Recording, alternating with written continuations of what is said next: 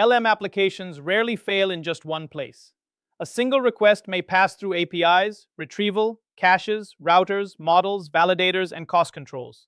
OpenTelemetry lets us trace that journey end to end, so reliability patterns become measurable production behavior.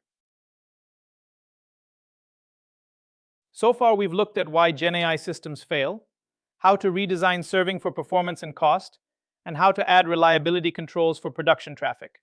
Now we need proof. With telemetry, we can measure behavior, catch regressions, and connect operational signals to real business impact. In production, an LLM request is much more than a model call. It may move through auth, retrieval, caches, gateways, validators, and downstream APIs. When something breaks, generic logs often hide the cause. OpenTelemetry turns that black box into a traceable path, connecting latency, errors, cost, and user impact.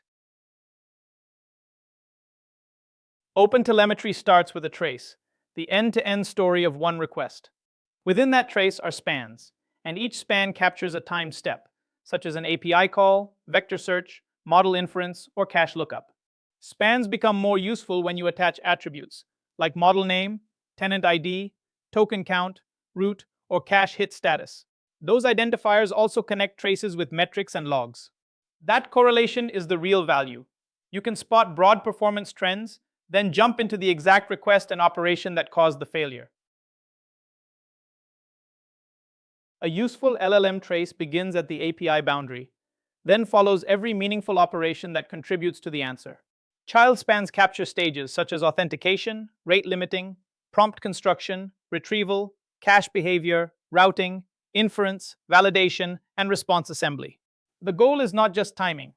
A strong trace also records status, errors, and attributes like cache hit, selected model, token count, or policy decision. When a request is slow or wrong, the trace should answer 3 questions: where time went, what choices were made, and why this request took that path. Think of spans as checkpoints across the LLM request path. The API span shows who called, which endpoint was used, what deadline applied, and how the request finished. Retrieval spans explain the data dependency, vector database latency, document count, index, and strategy.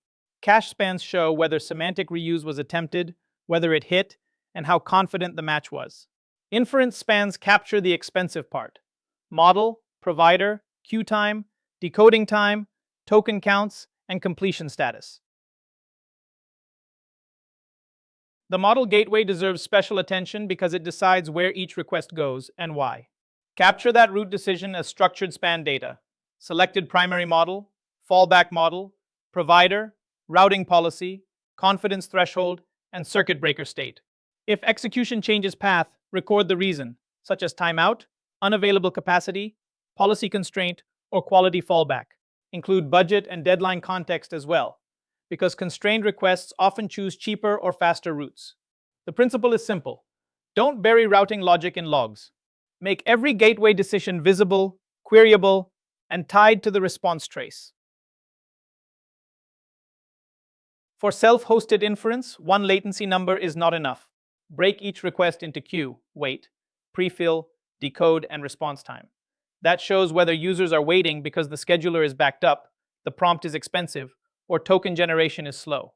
Add attributes like model, quantization, batch size, sequence length, and token counts, so traces are comparable. Then correlate those spans with GPU utilization, VRAM, KV cache pressure, tokens per second, and OOM events. Lifecycle events such as batch admitted or decode started make the bottlenecks visible. Traces become far more valuable when each span carries the right attributes.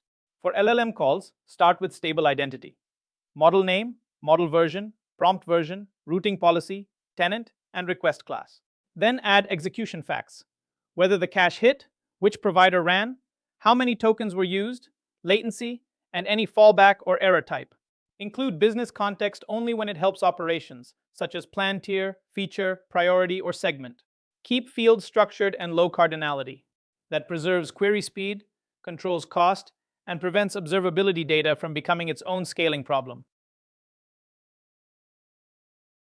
Good telemetry explains what happened without capturing what the user said or what the model produced. Treat prompts, retrieve documents, completions, API keys, and customer identifiers as payload data, not trace attributes. Replace them with safer signals: template versions, request IDs, tenant hashes, document IDs, corpus versions, output length, or redacted categories. The trace should explain execution, timing, routing, and errors. It should not become a searchable archive of sensitive content. Prefer an allow list of approved fields because block lists usually miss new secrets and edge cases. Once traces are consistent, they become more than request timelines. They become a measurement system. Every span contributes facts: which endpoint ran, which tenant called it, which model served it, how long it took, what failed, and how many tokens were used. Aggregated across traffic, those facts become P95 latency, timeout rate, cache hit rate, retry rate, and cost per request. The key is slicing metrics by useful dimensions instead of averaging everything together. That is how you see whether one tenant, provider, route, or fallback path is driving risk, latency, or spend. A single trace can explain one request, but the real leverage comes from comparing many traces. Look across successful, slow, failed, and fallback paths, then segment by tenant, model, prompt version, routing policy, and cache status. Patterns begin to emerge.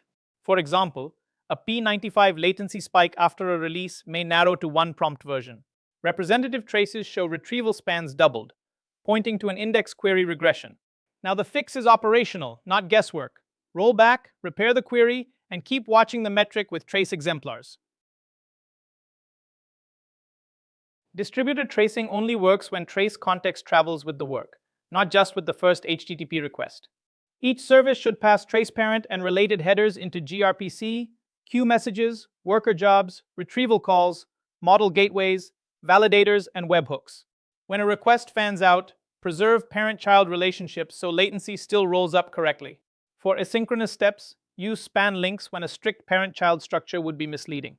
If one boundary drops context, the trace splits, and the real bottleneck or failure can disappear. Production observability is always a trade-off. You need enough visibility to debug failures, but not so much data that cost and privacy risk explode.